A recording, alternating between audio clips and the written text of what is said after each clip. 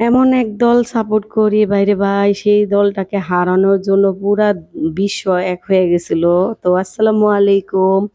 খেলার মধ্যে হার-জিত থাকবেই। তো আমরা চিন্তা করেছিলাম যদি আর্জেন্টিনা এবার কাপ নেয় তাহলে আমরা বুফে খেতে যাব সবাই মিলে, ফ্যামিলির সবাই মিলে। তো কাপ তো আর নেওয়া হয়নি।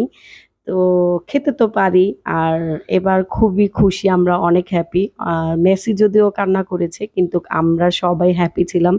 কারণ মেসির জাদু দেখেছি এবার। এত সুন্দর খেলেছে মাশাআল্লাহ, কল্পনার বাহিরে। ও যে ভালো করবে এটা জানতাম কিন্তু এত ভালো খেলবে, এত ভালো করবে জানতাম না। মানে আশাবাদী ছিলাম। তো যাই হোক, সেই উপলক্ষে আমরা বুফে খেতে গেছি। তো আমরা সবাই অনেক আনন্দ সহকারে খাবারগুলো খাচ্ছিলাম। খাবারগুলো আলহামদুলিল্লাহ ভালো ছিল। তো অ্যাম্বুসিয়াতে গেছিলাম আমরা। আর সবাই একত্রে আমরা যখন হই তখন অনেক ফান হয়, দুষ্টামি হয়। অনেক মজা করি আমরা। আর এবার আমাদের সাথে হচ্ছে ইমরান ভাই গেছিল। এই লোকটা হচ্ছে খেয়ে পুরো ৩০ মিনিট ঘুমাইছে। তার নাকি ভালো লাগতেছিল না। ৩০ মিনিট ঘুমায়ে তারপরে হচ্ছে ঘুম থেকে উঠে আবার খাইছে খাবারগুলো। তার নাকি জিরায় খেতে ভালো লাগে ঘুমিয়ে, ঘুমিয়ে। এদিকে আমরা সবাই হাসাহাসি করতেছিলাম মিমকে নিয়ে। মিম আবার এখানে এভারেস্ট জয় করে ফেলছে। সে ১৫ মিনিট দাঁড়িয়ে থেকে মোমো আর ডোসা নিয়ে আসছে আমাদের জন্য। আর মোমোগুলো অনেক বেশি মজা ছিল। একদম দীপার হাতের মোমোর মতো। অনেক বেশি ভালো লেগেছে। তো আমরা সবাই গল্প করতেছিলাম, এমন সময় দেখি সোনিয়াকে খাবার নিয়ে আসতে।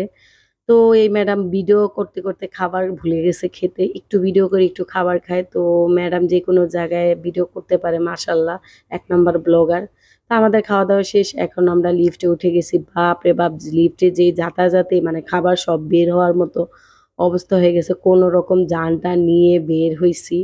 তো আমরা চলে আসছি ধানমন্ডি লেকে। তো এখানে এসে দেখি ম্যাডামরা ভিডিও করার জন্য প্রিপারেশন নিচ্ছে। সোনিয়া যেকোনো জায়গায় যেকোনো মুহূর্তে ভিডিও করতে পারে। মাশাআল্লাহ ও ১ নাম্বার মানে ব্লগার হতে পারবে আশা করি। আর আমি এদিকে একটু বাফস নিতেছিলাম। নিতে, নিতে দেখি বিনি ডিটক্সের বোতলটা নিয়ে হাঁটতেছে। সবাই একটু টায়ার্ড হয়ে গেছে যদিও আমি ওদের হাঁটিয়ে নিচ্ছি।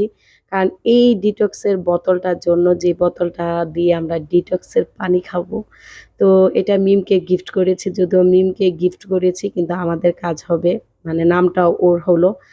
এদিকে সবাই মিলে আমার সাথে ঝগড়া করতেছে, তাদের হাঁটায় নিচ্ছি কেন? আর ইলাইনা বুড়ি তো পারে না আমার মারে, তার মার নাকি অনেক কষ্ট হইতেছে, তার নাকি পায়ে ব্যথা হচ্ছে।